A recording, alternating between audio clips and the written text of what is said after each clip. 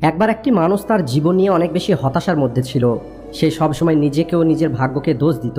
সে এটাই বলতো যে কী রকমের জীবন আমি পেয়েছি, সমস্ত সমস্যা যেন আমার জীবনেই আছে, সমস্ত রকমের দুঃখ যেন আমার জন্যই তৈরি হয়েছে। আর একদিন ওই লোকটি একা বসে যখন নিজেকে এই সমস্ত কথা বলছিল যে কী রকমের ভাগ্য আমি পেয়েছি, আর তখনই হঠাৎ করে একটি বাজ পাখি নিজের শিকারকে ধরে নিয়ে এসে তার সামনে থাকা একটি গাছের উপরে বসে পড়ে, আর সেখানে বসেই ওই শিকারকে খাওয়া শুরু করে। ওই হতাশ মানুষটি যখন ওই বাজ পাখিকে দেখে তখন বলা শুরু করে যে এই বাজ পাখির জীবনটা কত সুন্দর, না খাবারের কোনো চিন্তা আছে, না থাকার কোনো চিন্তা আছে, না পরিবারের কোনো চিন্তা আছে, না পোশাকের কোনো চিন্তা আছে। এ কেবলমাত্র শিকার করে আর মনের আনন্দে এদিক ওদিক আকাশে উড়ে বেড়ায়। জীবন এমনই হওয়া দরকার। আর এরপরে ওই মানুষটি আকাশের দিকে তাকিয়ে জোরে জোরে চিৎকার করে আর বলে যে যদি আমিও একটি বাজ পাখি হতাম তাহলে আমার জীবনেও কোনো দুঃখ থাকতো না, আমারও কোনো সমস্যা থাকতো না। আর যখন ওই লোকটি 2 থেকে 3 বার জোরে জোরে চিৎকার করে এই কথাটা বলে যে যদি আমিও একটি বাজ পাখি হতাম তাহলে আমারও কোনো দুঃখ থাকতো না, তখন হঠাৎ করেই আকাশ থেকে একটি আওয়াজ আসে যে হে মানুষ, আমি কি ঠিক শুনলাম যে তুমি আমার দেওয়া জীবন নিয়ে দুঃখে আছো আর তুমি একটি বাজ পাখি হতে চাও? আকাশ থেকে এই রকম আওয়াজ শুনে ওই লোকটি চমকে যায় আর আকাশের দিকে তাকিয়ে বলে যে হ্যাঁ, আমি সত্যিই আমার জীবন নিয়ে অনেক সমস্যায় আছি, সমস্ত রকমের দুঃখ যেন আমার জীবনেই আছে।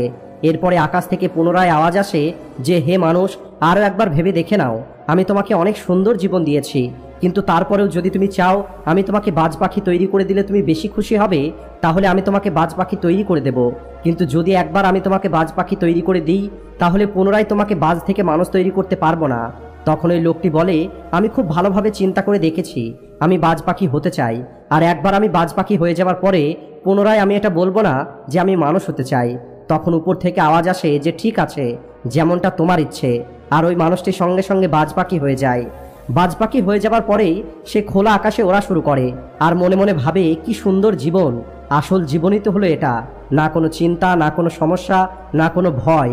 ওই বাজ এখন সারাদিন আকাশে উঠতে থাকে আর এভাবে আকাশে উঠতে গিয়ে সন্ধে হয়ে যায়। তখন ওই বাজ পাখিটা ভাবে আমার তো থাকার জন্য একটি জায়গার প্রয়োজন, আমার নিজের একটি ঘর থাকা দরকার যেখানে আমি রাতে বিশ্রাম করতে পারবো। আর এটা ভেবে ওই বাজ পাখি কিছু ছোট ডালের টুকরো জোগাড় করে একটি উঁচু গাছে নিজের বাসা তৈরি করে আর রাতে ওই বাসাতে গিয়ে ঘুমিয়ে পড়ে আর চিন্তা করে যে সকালে ঘুম থেকে উঠেই শিকার করে নেব আর বাকি সম্পূর্ণ দিন আনন্দের সঙ্গে কাটাবো।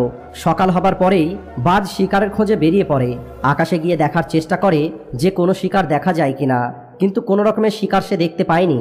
অনেকটা সময় পার হয়ে যায় এই শিকার খুঁজতে গিয়ে, কিন্তু সে এখনো কোনো শিকার খুঁজে পায়নি। এরপরে ওই বাজ পাশে থাকা একটি জঙ্গলের দিকে চলে যায় এটা ভেবে যে হতে পারে এই জঙ্গলের মধ্যে আমার জন্য ভালো কোনো শিকার অপেক্ষা করছে। জঙ্গলের উপর থেকে কিছুক্ষণ শিকার খোঁজার চেষ্টা করে, কিন্তু এই বাজ সেখানেও কোনো রকমের শিকার খুঁজে পায়নি।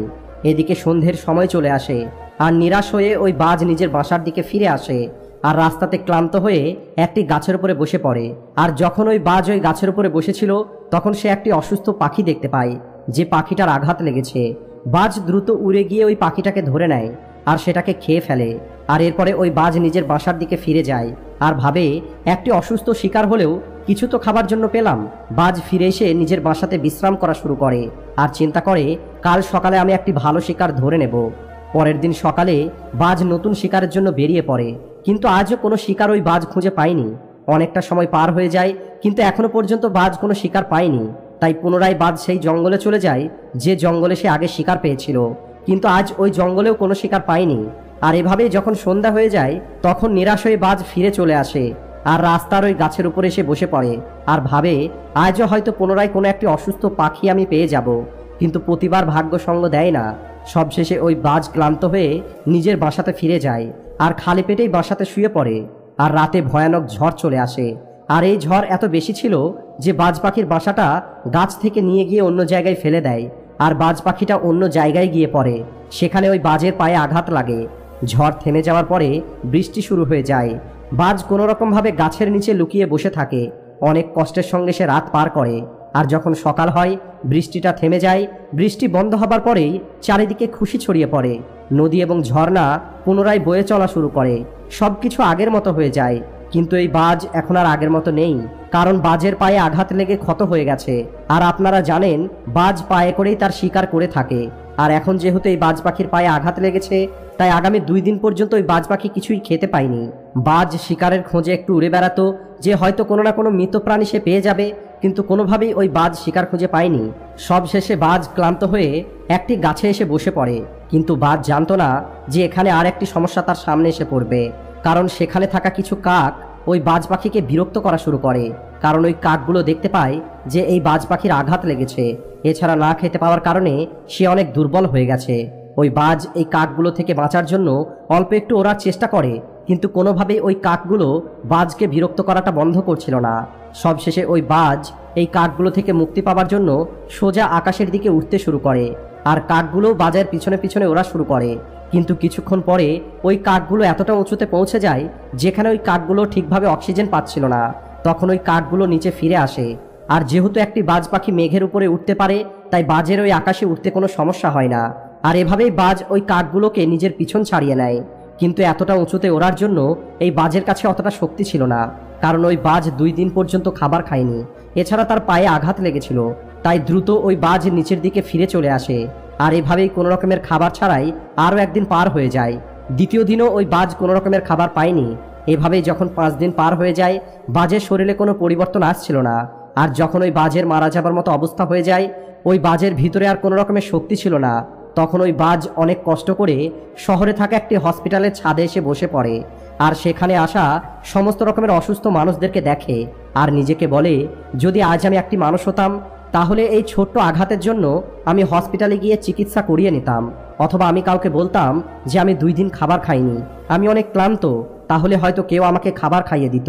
কিন্তু আজ আমি এমন একটি প্রাণী হয়ে গেছি যে কাউকে নিজের কষ্টের কথাটাও বলতে পারবে না, কাউকে নিজের দুঃখটা বলতে পারবে না, কারোর কাছে থেকে কোনো সাহায্য নিতে পারবে না। আর এই কথাটা চিন্তা করতে করতেই ওই বাজ হসপিটালের ছাদেই মারা যায়।